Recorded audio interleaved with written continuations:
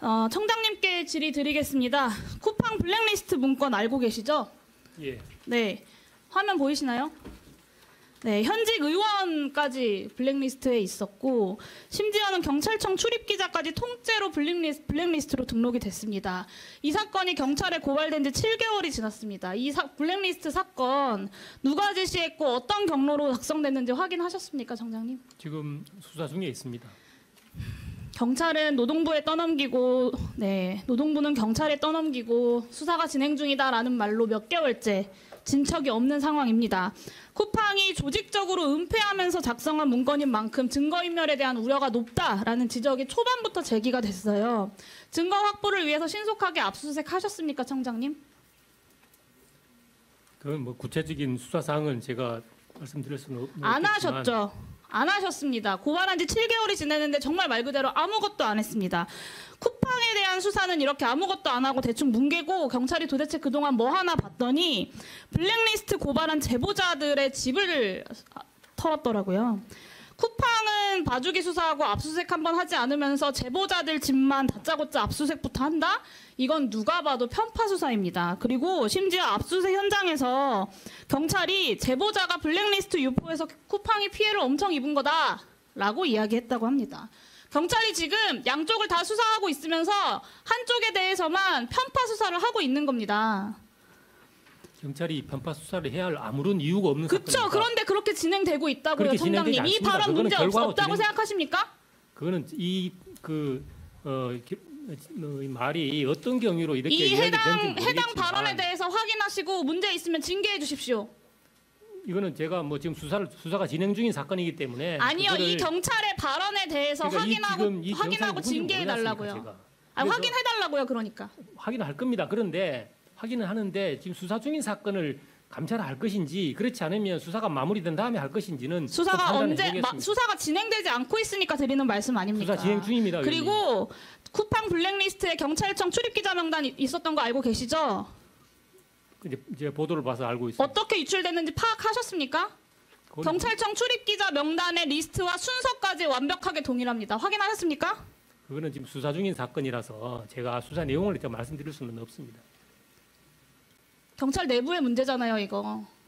내부의 문제도 필요하면 수사 대상이 되는 겁니다. 그럼 이 사안도 수사하고 있다는 얘기신 거죠? 출입기자 명단 유출된 것도? 불법이 있으면 당연히 수사 대상이 되는 겁니다. 수사하고 계십니까? 안 하고 계십니까? 하고 계십니까? 국수본부장님, 이 블랙리스트 경찰 유출 사건에 대해서도 제기된 모든 이 쿠팡 관련 사건에 대해서 고발되고 제기된 모든 사건에 대해서 철저하게 수사해야 할 것입니다. 네. 지난 3년 동안 쿠팡에 취업한 퇴직공직자 14명 중에 6명이 경찰입니다. 전체 공직자 다 합쳐서 14명인데 그중에 6명이 경찰이에요. 퇴직경찰 6명이 부장급으로 다 들어갔습니다. 경찰 출신이 쿠팡 고위직으로 대거 영입된 시기에 하필 경찰청 출입기자 정보가 쿠팡에 유출되어서 블랙리스트가 작성됐다. 그리고 수사는 차일피일 미뤄지고 있다. 그러면서 블랙리스트 제보한 공익제보자는 압수수색한다. 이거를 국민들이 어떻게 보시겠습니까? 지금 여기에 나와 있는 이 6명이 누군지는 모르겠지만 퇴직 직급만 보면 경찰의 수사에 영향을 줄 수 있는 직급들이 아닙니다. 보십시오. 지금 그 경사, 경위, 경감이지 않습니까? 그래서 전혀 문제가 없다는 말씀이십니까? 문제가 없다는 지금? 것이 아니고 수사를 통해서 문제가 있는지 경찰이 쿠팡과 유착되어 있지 않다면 행동으로 증명하시면 될 일이고요. 그렇습니다. 이제라도 예. 쿠팡에 대해서 압수수색 등 통해서 적극적으로 수사해 주시기 바랍니다. 그렇게 하겠습니다. 네, 저 나머지 2부는 이따 그 참고인 신문에 쓰겠습니다. 네. 증거자료 다 했어. 근데 뭐 해주는 게 보니까 그냥 스마트워치밖에 없더라고.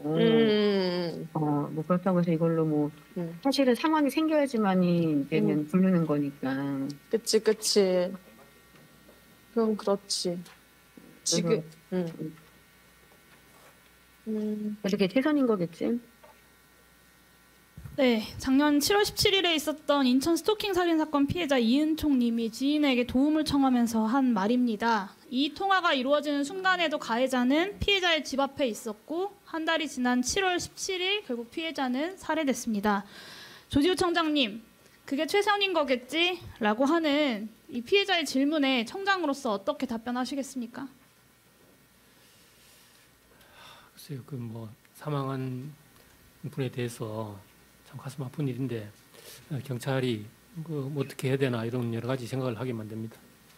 네, 우리는 여전히 교제폭력 대응에 최선을 다했냐라는 이 피해자의 질문에 제대로 답하지 못하고 있습니다. 오늘 이 자리에 교제폭력과 스토킹 같은 친밀한 관계 내에서의 폭력으로 목숨을 잃고 고통받은 피해자분들을 대신해서 이 인천 스토킹 살인 사건의 유족분이 직접 출석해 계십니다. 이경숙 참고인님 나와 계시죠? 네, 네, 간단히 자기소개 좀 부탁드립니다. 네, 인천 스토킹 살인 사건의 유족이자 거제 교제 살인 사건 그리고 바리깡 사건 다른 교제 폭력 피해자 유족분들과 범죄 피해자 연대를 함께하고 있는 이경숙입니다.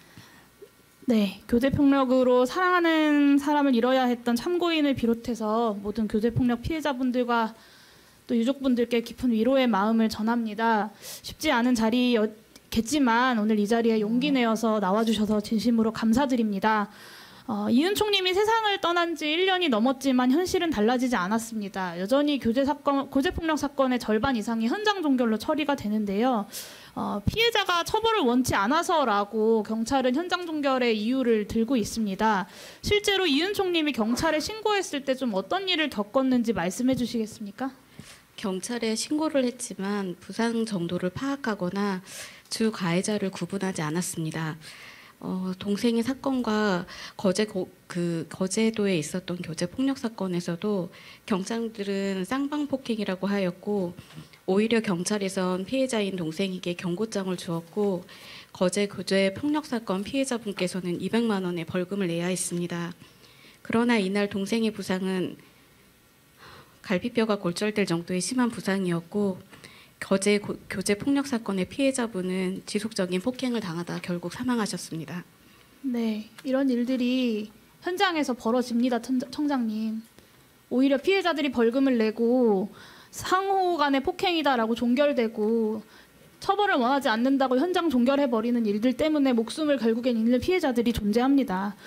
앞서 함께 들었던 음성처럼 피해자는 스마트워치를 지급받은 이후에도 가해자에 대한 공포에 계속해서 시달렸던 것으로 보입니다. 피해자가 경찰의 안전조치에도 불구하고 왜 안심할 수 없었는지 혹시 참고인께서 좀 전에 들으셨던 내용이 있으실까요? 동생의 2심 판결문에는 피해자는 피고인으로부터 자신을 방어하기 위해 법률에 마련된 모든 조치를 취하였음에도 사망하였습니다라고 적시되어 있습니다. 스마트워치는 가해자가 주변에 있어도 피해자의 눈에 띄지 않으면 효용이 없을 뿐더러 흉기를 들고 살인에 이르기까지 1분이 채 걸리지도 않는데 스마트워치를 누른다고 한들 피해자가 살 수 있었겠는지가 의문입니다. 이미 범죄에 노출되어 올바른 판단을 할 수 없는 피해자들에게 신고를 스토킹으로 하지 않았다.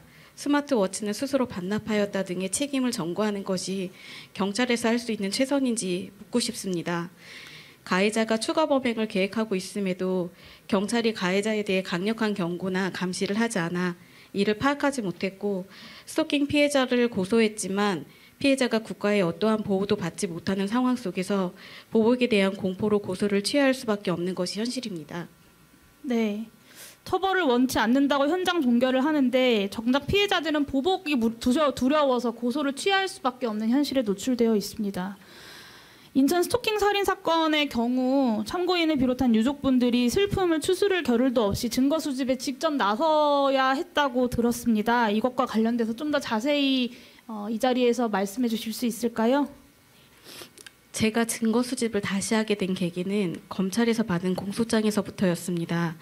교제 폭력의 특수성을 고려하지 않은 수사로 인해 보복살인임에도 불구하고 경찰에서 제시한 불충분한 증거로는 보복살인이 인정되지 않았습니다. 결국 가해자의 혐의가 실제 행위에 비해 경미하게 적힌 것을 확인하였습니다. 공소장을 받은 시점에는 경찰의 수사권이 없어져 더 이상 수사를 할 수 없다는 것을 알았습니다. 혐의들을 입증하기 위해 가족인 제가 직접 나설 수밖에 없는 상황이었고 결국 수집한 증거들로 보복살인으로 공소장을 변경하였습니다. 이러한 문제들은 저와 연대해 있는 다른 교제폭력 및 살인에서도 쉽게 찾아볼 수 있습니다. 네, 이렇게 직접 피해자들과 유족들이 증거를 수집해서 재판에 제출해야만 제대로 공소장이 작성되는 현실에 대해서도 증언해 주셨습니다. 용기 내서 어려운 이야기 꺼내주셔서 정말 감사드립니다. 청장님께 다시 여쭙겠습니다. 인천 스토킹 살인 사건 이후 1년 3개월이 흘렀습니다. 경찰이 충분히 달라져야 했고 달라질 수 있었던 시간이었다고 생각합니다. 청장님 1년 3개월 동안 경찰이 변화했다고 생각하십니까? 계속 변화하려고 노력은 하고 있습니다. 네, 노력은 하고 있지만 사실 많이 부족하다는 것을 인정하시나요? 아직까지 가야 할 길은 분명히 있는 것 같습니다. 네, 올해 상반기 언론에 보도된 교제살인 사건 8건 중에 7건이 관련해서 신고가 이루어지지 않았었습니다. 그러니까 사생활 간섭이나 성관계 종용 같은 교제살인이 발생하기 이전에 어떤 전조 증상들이 충분히 있었음에도 불구하고 피해자들은 경찰의 도움을 요청하지 않았던 겁니다. 왜 그랬을까요?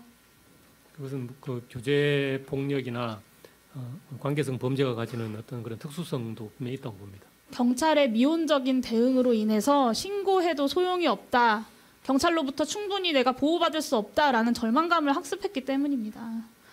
이 스토킹 처벌법 개정 이후에도 스토킹 범죄의 현장 종결률이 높고 신설된 잠정 조치 사용률이 낮다라는 보도들 보셨죠, 청장님? 예. 네, 교제폭력 입법도 반드시 이루어져야 하지만 사실 법이 바뀌어도 수사 현장이 변하지 않으면 아무 소용이 없습니다. 그러니까 법이 없고 피해자가 원치 않는다라는 말 뒤로 숨을 게 아니라 교제폭력에 대해서 경찰이 적극적으로 조치하고 적극적으로 개입하고 적극적으로 수사에 나서야 합니다. 그러니까 교제폭력을 처음 신고했을 때 제대로 대처하는 모습을 피해자뿐만 아니라 가해자에게도 보여줘야 하는 거고요. 교제폭력 이후에 신고자를 찾아가서 추가적인 피해는 없는지 확인하는 방문 모니터링이 사건 초기부터 좀 빠르게 이루어져야 한다고 생각합니다. 그런 조치 좀 취해 주시겠습니까?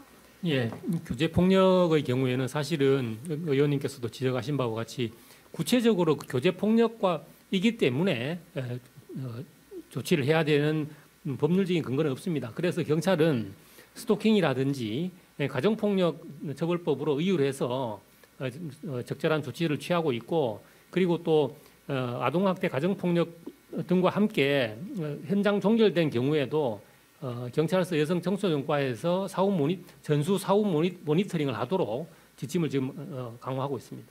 네.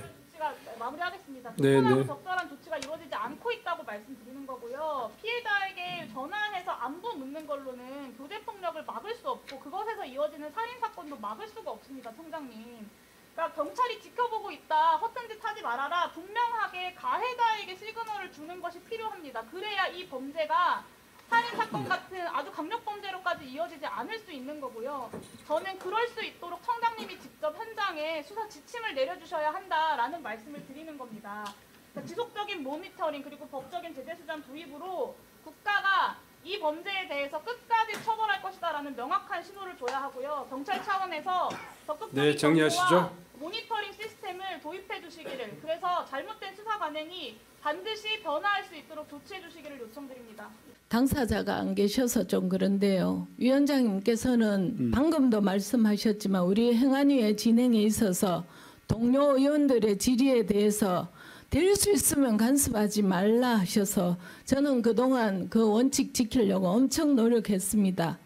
우리 당의 의원님 질의에 대해서 어제 10일 날 민주당 의원님께서 선관위 국정감사에서 한 분 빼고 똑같은 내용을 비슷비슷하게 종일 이어갔습니다.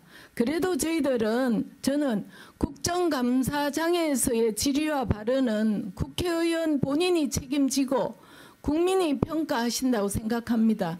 그런데 위원장님, 동료 의원의 발언을 모아서 편을 갈라치기 하면서 누가 옳고 누가 그르다는 평가를 이 국정감사장에서 홍계하듯이 발언하는 기본소득당의 용해인 의원께 유감을 표현하고 질의를 시작.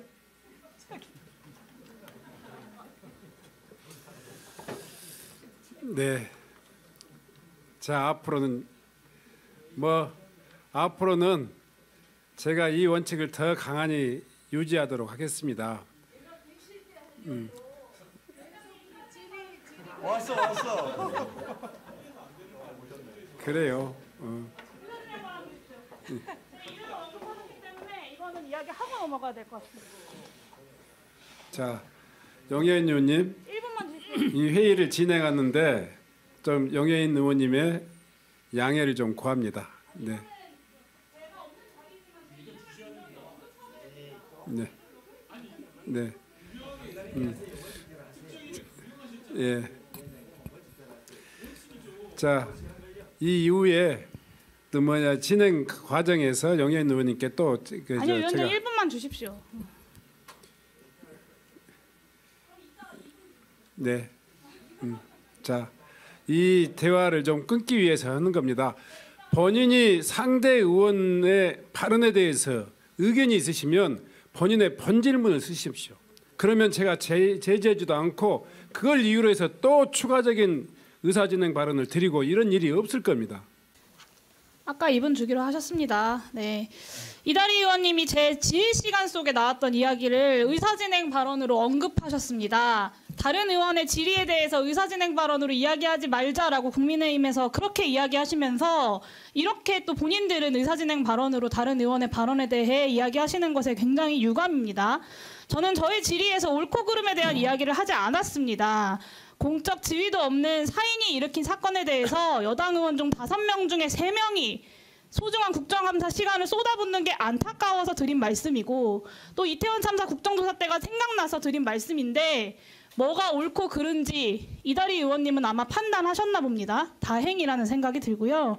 여기서 뭐 더 길게 말씀드릴 필요는 없을 것 같고 다시 한번 말씀드리지만 문다혜 씨는 문다혜 씨가 벌인 일에 책임을 져야 합니다. 그리고 김건희 여사도 김건희 여사가 벌인 일에 대해서 책임을 져야 합니다. 부디 아까 드렸던 말씀처럼 문다혜 씨 사건만큼 김건희 여사의 공천 개입과 도이치모터스 주가 조작 의혹 그리고 명품백 수수 의혹에도 국민의힘 의원님들께서 열의를 갖고 임해 주시기를 다시 한번 당부드립니다. 이상입니다. 네.